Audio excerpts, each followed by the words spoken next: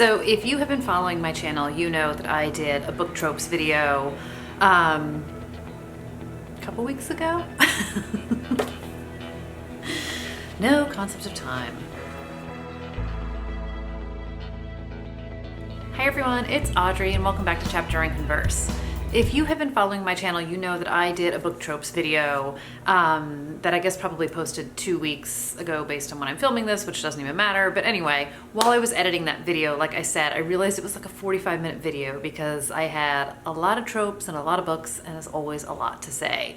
So I cut it in half to make 2 videos. So this is me filming a new introduction to what you're going to see as some old footage of me talking about some more tropes that I love and some more books that fit that bill. So without further ado, here's part 2. I also enjoy a reunion book, and a reunion can be like literally people getting together for a reunion, or 2 characters who haven't seen themselves in a long time. Lots of different ways to do a reunion kind of book, but some sort of reuniting of people who haven't seen each other in a very long time. And the first book I picked for this is Tangerine by Christine Mangan. And this is a book I read back in December. My mom had actually given it to me, and it was sort of like pitched as a thriller, I feel like, when the book was talked about, but it's less thriller. It kind of, has a more atmospheric, mysterious nature to it, but it's very much sort of character driven rather than like there's this like hardcore thriller mystery that flows throughout the entire book. But this book takes place in the 50s in Tangier, and our character Alice, yes, who is our main character, lives there with her husband. And one day her old college roommate Lucy, who she hasn't seen since like junior year in college, like literally shows up on her doorstep in Tangier, which is super weird because they haven't talked since college, which I want to say was maybe like 10 years earlier. And it's the 50s, so it's not like Lucy could just look her up on Facebook and find out where she was living. So something happened between the girls in college, which led to the fact that they don't talk anymore, which is sort of mystery number 1. And Alice is sort of this kind of nervous, sort of stays home, doesn't like being where she is. I don't want to say like her husband sort of like controls the situation, but he's definitely sort of moderately in charge of the situation. And Lucy kind of comes in and disrupts everything. And at some stage of the game, Alice's husband goes missing. So we've got another mystery happening here. But this is a case where this was not necessarily like a welcome reunion, because Alice doesn't know what Lucy's doing there except to cause some trouble for her. A more traditional reunion book is The Lying Game by Ruth Ware. And this is a book where we have these 4 girls who met in kind of this private boarding school back in high school. And they are all brought together like 20 years later when one of the girls kind of, even though they have all moved in different directions and moved away from each other and are not in as close touch, sort of sends like a 911 text out to the group. And everybody knows, I need to be there. We drop whatever we're doing. In the case of our main character, we pick up our newborn child, we get on the train, and we go.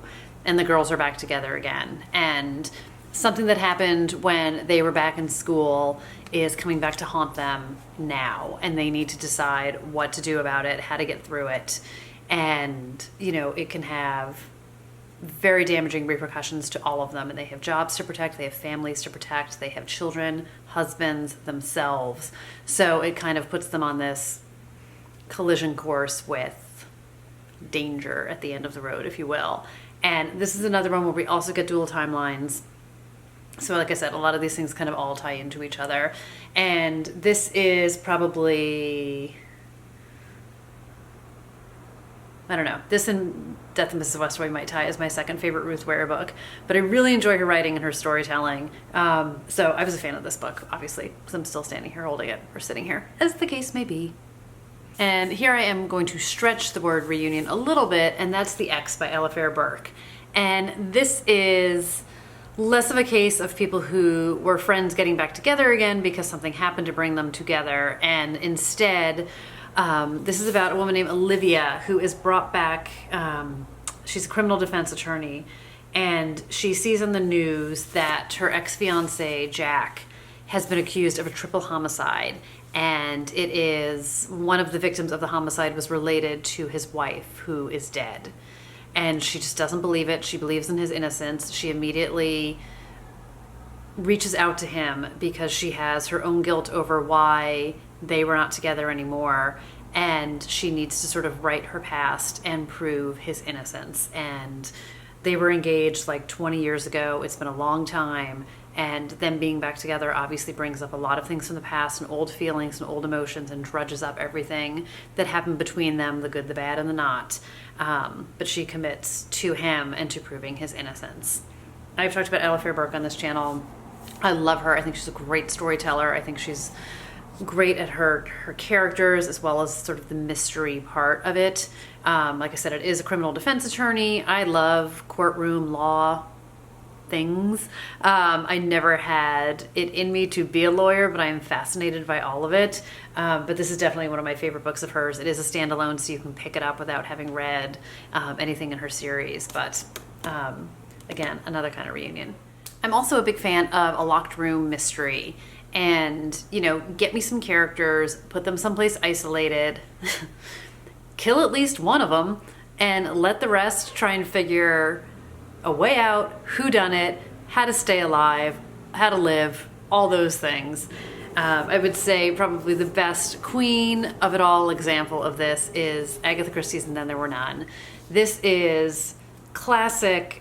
A bunch of people who are strangers to one another invited to an island by its host, and they're all there under false pretenses. They all think they know why they're there, but as it turns out, after dinner on night number 1, their host is not materialized, but all of a sudden secrets that all of these people have in their past start to get revealed, and one of them dies, and like the game is afoot, as they say. And there is no way off the island, there is no communication, and it is literally a matter of survival. Ugh, this is such a brilliant book. It really is. And Agatha Christie has done so many kind of this locked room vein, whether it's Murder on the Orient Express, where, again, a whole bunch of strangers on the train derails, and one of the passengers is murdered, and they need to stay alive while Poirot figures out who did it. Three Blind Mice is another one, snowed in at an inn, strangers, somebody dies, have to stay alive. So if you're looking for locked room mysteries, she is by far the queen of it all.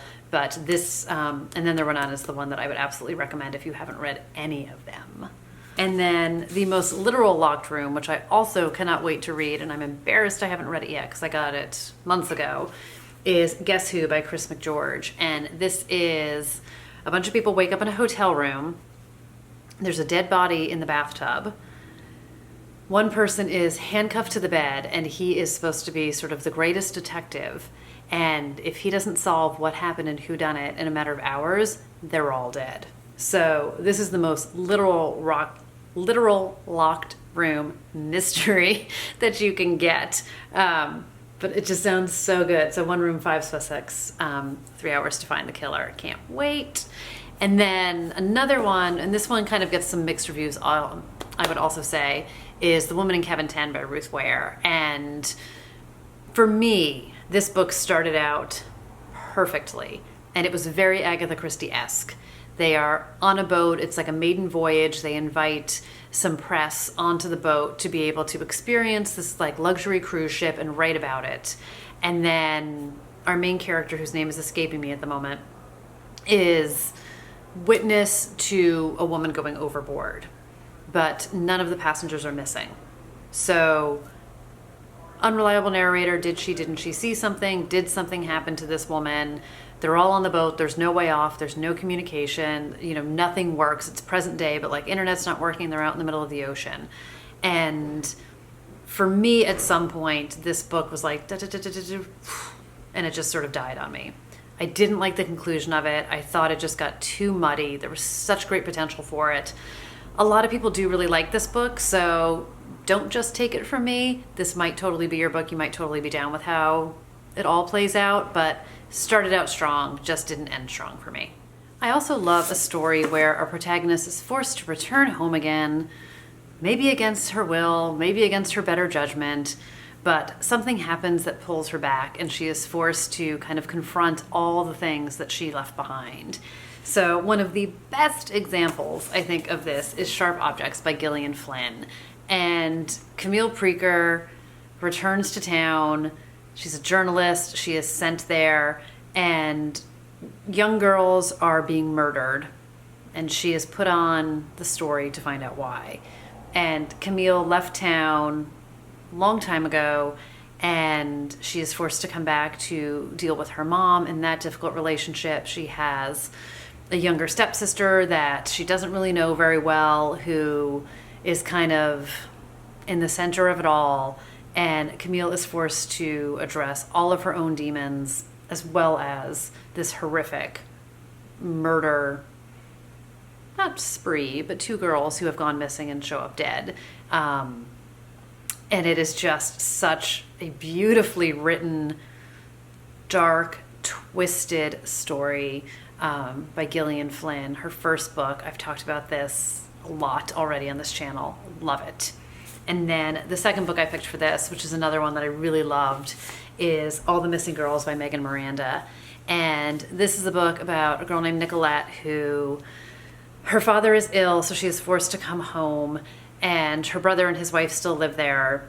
Camille, wrong book. Nicolette left town 10 years ago when, kind of right after her best friend Corinne went missing. And no sooner is Nicolette back in town that another girl goes missing. And this girl happens to be dating Nicolette's ex-boyfriend, who she was dating at the time her friend Corinne went missing. So lots of questions, lots of wondering what's going on. She's there to take care of her dad. She has a fiance in Philly who kind of comes back to check on her, but she's got the ex-boyfriend there. She's got the complications with her brother. One of the best things about this book, and the most genius things about this book, is it is told backwards. And it sounds confusing, and it sounds like, how do you tell a mystery backwards? But Megan Miranda proves that you can. This book was so good, you guys. If you haven't read it, love it. So you kind of get some dual timelines in more of a flashbacky sense. You have some unreliable narrator stuff going on because, like, what on earth is happening in this one? And you've got a girl forced back to her hometown. She doesn't want to be there. And as soon as she gets there, everything goes sideways.